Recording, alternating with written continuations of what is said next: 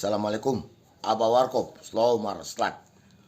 Kopi Pemilu, komentar, opini, dan informasi tentang Pemilu 2024 sebagai bagian dari masyarakat yang memiliki tanggung jawab sosial dan tanggung jawab moral untuk mensukseskan Pemilu 2024, maka channel Aba Warkop memberikan sebuah konten-konten tentang pemilu.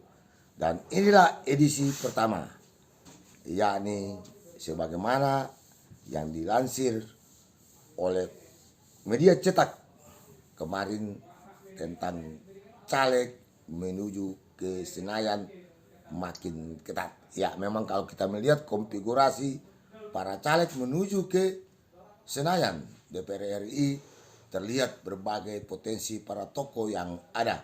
Kami sebutkan saja incumbent. Di sana masih tetap ada Rahmat Gobel, ada Ida Saida, Rusli Habibi, kemudian ada El Nino. Kemudian kalau kita urais beberapa di antaranya menurut partai, yakni dari Partai Golkar ada Rusli Habibi, kemudian ada Rumko dari Partai Persatuan Pembangunan, ada Sawaludin, ada Pori Nawai, dan ada Idris Rahim. Dan demikian juga dari PDIP. Di sana kita bisa melihat ada sang jenderal Pak Bututie, kemudian seorang auditor nasional Bapak Musi, dan dari Partai Kesatuan Bangsa kita bisa melihat ada Ibu Reina Usman, kemudian ada Pak Ismail Datau, dan si Cahe Bapak Kamaru. Kemudian juga di Partai Demokrat dan partai-partai yang lain. Artinya para kader-kader, tokoh-tokoh Gorontalo kesemua ini sangat mumpuni di bidangnya masing-masing.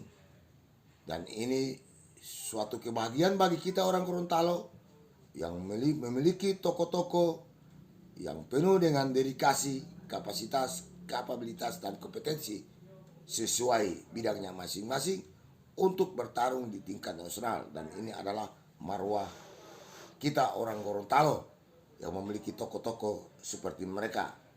Kita tidak bisa membandingkan antara satu dan satu yang lain, karena setiap orang, setiap tokoh yang diusung menjadi calon legislatif DPR RI pasti memiliki kelebihan masing-masing, pasti memiliki kelebihan dan kekurangan.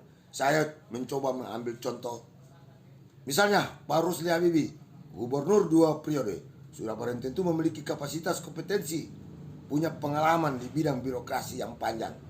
Kemudian kalau kita lihat di Partai Persatuan Pembangunan, di sana ada seorang muda, anak muda yang penuh dengan vitalitas, dengan basic entrepreneur, pengusaha yang sukses di bidangnya. Artinya kedua tokoh ini kita tidak bisa melakukan perbandingan karena masing-masing memiliki kekuatan, memiliki kemampuan sesuai dengan pengalaman dan pengetahuannya di bidang masing-masing. Pak Rusli dengan pengalaman yang panjang di bidang birokrasi memimpin Provinsi Gorontalo. Sawaludin punya pengalaman dan pengetahuan di bidang pemberdayaan ekonomi, karena beliau adalah seorang entrepreneur sukses, seorang pengusaha yang berskala nasional. Demikian juga kita mengambil contoh misalnya Pori Nawai, seorang akademisi.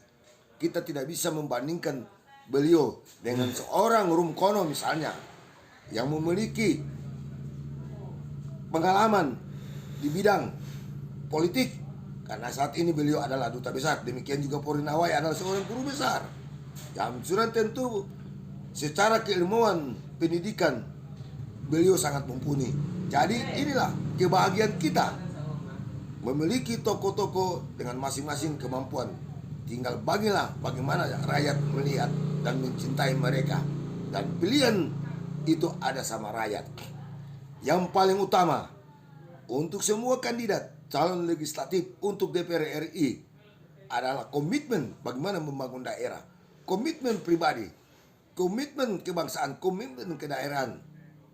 Dan yang paling utama semestinya orang yang mencalonkan diri menjadi calon legislatif, alangkah indahnya kalau ia telah selesai dengan kehidupan pribadinya. Karena mereka ini adalah tempat rakyat mengharapkan, menggantungkan kehidupannya. Karena ini adalah lembaga terhormat, menjadi orang terhormat, menjadi orang pilihan kalau menjadi anggota legislatif. Oke, demikianlah edisi pertama Kopi Pemilu 2024 Aba Warkop. Salam kebangsaan. Assalamualaikum warahmatullahi wabarakatuh.